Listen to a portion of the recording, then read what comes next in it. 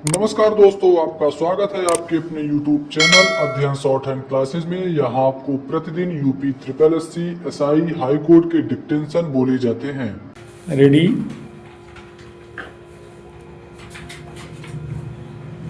Start. महोदय, आज इस समारोह में सम्मिलित होकर मुझे बड़ी प्रसन्नता हो रही है। जब से मैं आपके नगर में पहुंचा हूं, आपने जिस प्रेम और उत्साह के साथ मेरा स्वागत किया है, उसके लिए मैं आपको धन्यवाद देता हूँ।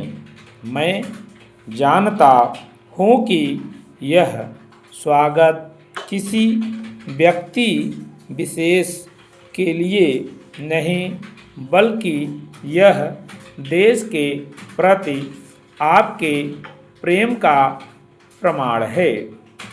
भारतवर्ष जब से स्वतंत्र हुआ है, उसके सामने बड़ी बड़ी कठिनाइयाँ रही हैं, परंतु ईश्वर की दया से हम एक एक कठिनाई को हल करते गए हैं और आज कहा जा सकता है कि अब हमें प्रगति के लिए प्रशस्त मार्ग मिल गया है।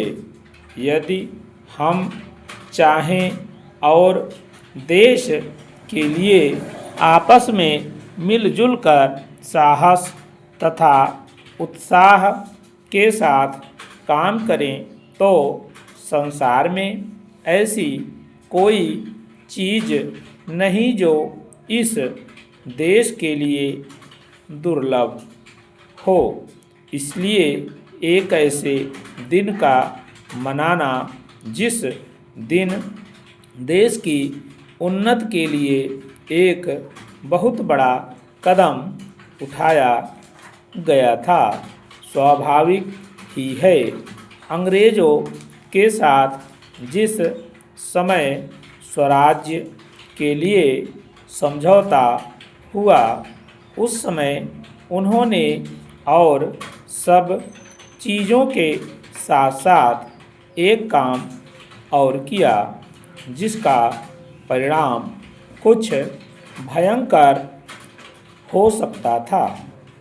जहां एक ओर अंग्रेजी राज्य सीधे तौर पर चलता था, वहां दूसरी ओर देसी नरेशों के अधीन 600 से अधिक रियासतें भी थीं। ब्रिटिश सरकार ने जाते समय यह घोषणा कर दी कि ये सभी रियासतें अपने को उन सभी शर्तों और बंधनों से मुक्त समझें जो उन्होंने ब्रिटिश सरकार के साथ किए थे, और प्रत्येक का अधिकार है कि वह चाहे तो हिंदुस्तान के साथ अथवा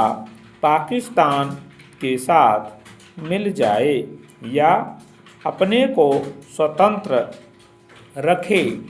एक नीति के रूप में यह बात बिल्कुल ठीक थी, परंतु यदि हमारे देसी नरेशों के हृदय में भी वह देश प्रेम नहीं होता जो उन्होंने दिखलाया, तो संभव था कि एक भारतवर्ष के बदले आज भारतवर्ष के कई टुकड़े हुए होते। यह समस्या देश के एक भाग में अब तक तय नहीं हो पाई है और वह भाग कश्मीर का है। उसके लिए हम अभी भी चिंतित हैं। देसी नरेशों के देश प्रेम, उनकी दूरदर्शिता और समय को पहचान कर उसके अनुसार अपने को ढाल लेने की उनकी शक्ति के फलस्वरूप ही भारत के दो टुकड़े हो जाने पर भी विशाल भारतवर्ष आज रह गया है। स्टॉप।